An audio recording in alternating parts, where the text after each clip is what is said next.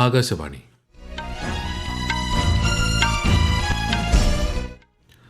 നമസ്കാരം. വാർത്തകൾ വായിക്കുന്നത് സുധിൻ സൈനുദ്ദീൻ.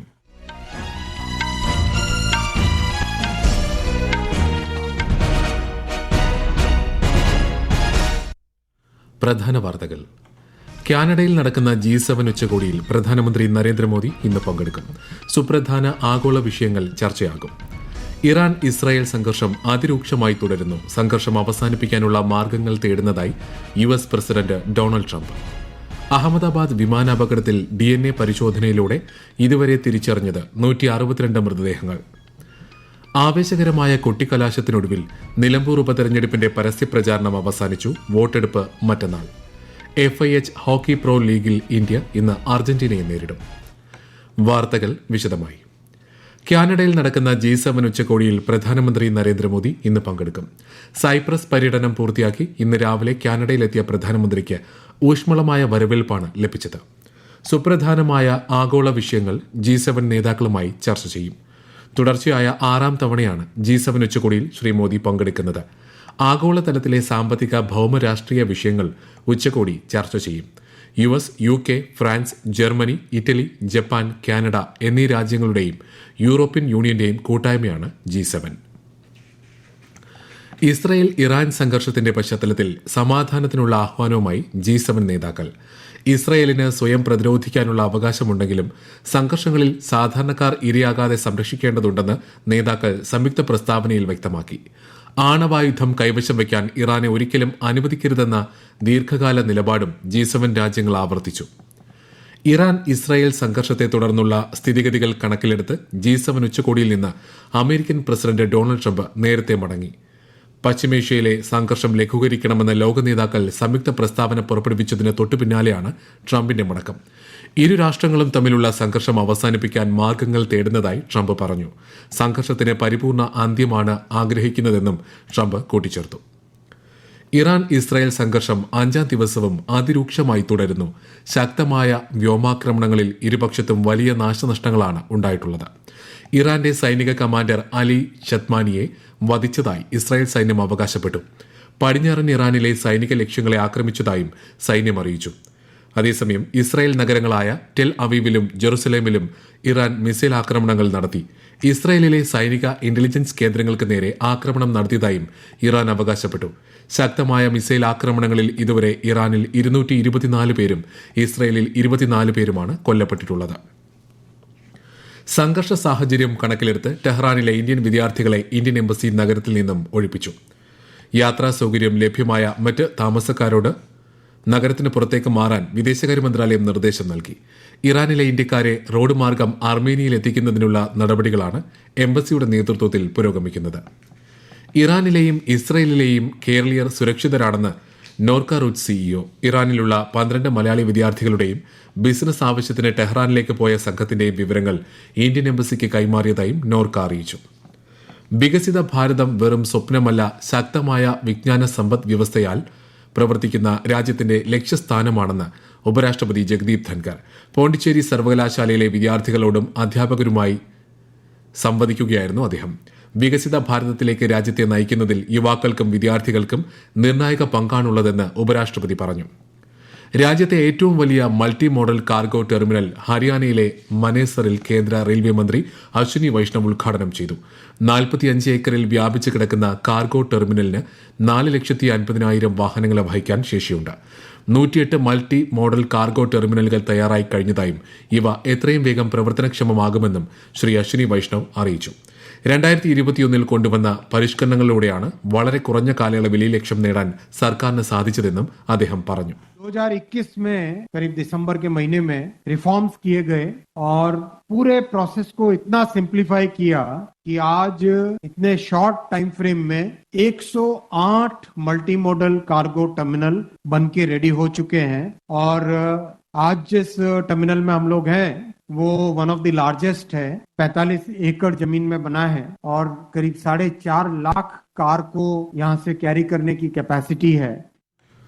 രാജ്യത്തിന്റെ വിവിധ ഭാഗങ്ങളിലായി 2000 ഡ്രൈവിംഗ് പരിശീലന സ്കൂളുകൾ തുറക്കാൻ തീരുമാനിച്ച് കേന്ദ്ര സർക്കാർ. പിന്നാക്ക ആദിവാസി മേഖലകളിലായിരിക്കും പരിശീലന സ്കൂളുകൾ തുറക്കുന്നതെന്ന് കേന്ദ്ര ഗതാഗത മന്ത്രി നിതിൻ ഗഡ്കരി അറിയിച്ചു. ഇത് യുവാക്കൾക്ക് തൊഴിലവസരങ്ങൾ സൃഷ്ടിക്കുമെന്നും രാജ്യത്ത് നിലവിൽ ഏകദേശം 22 ലക്ഷം ഡ്രൈവർമാരുടെ കുറവുണ്ടെന്നും അദ്ദേഹം പറഞ്ഞു. ഈ വാർത്തകൾ ആകാശവാണിയിൽ നിന്ന്.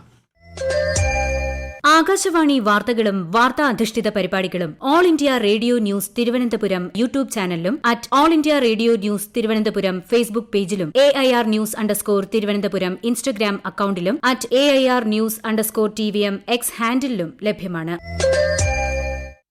അഹമ്മദാബാദ് വിമാനാപകടത്തിൽ DNA പരിശോധനയിലൂടെ ഇതുവരെ 162 മൃതദേഹങ്ങൾ തിരിച്ചറിഞ്ഞു.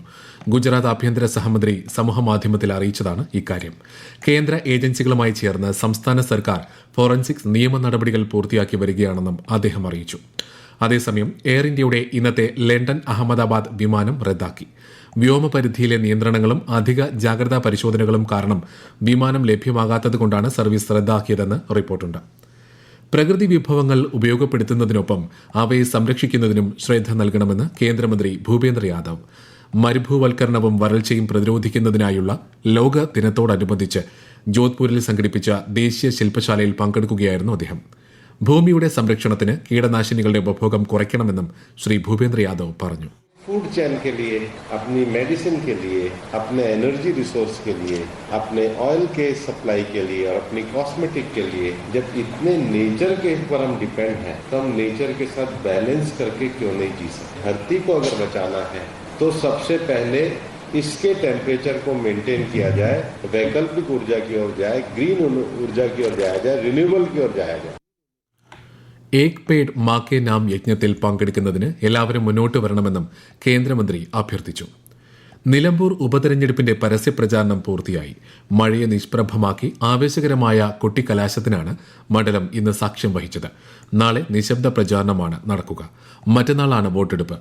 LDFന്റെ എം സ്വരാജ്, UDFന്റെ ആര്യാടൻ ഷൌക്കത്ത്, NDAയുടെ മോഹൻ ജോർജ്, സ്വതന്ത്ര സ്ഥാനാർത്ഥി PV അൻവർ എന്നിവരാണ് മത്സരരംഗത്തെ പ്രമുഖർ.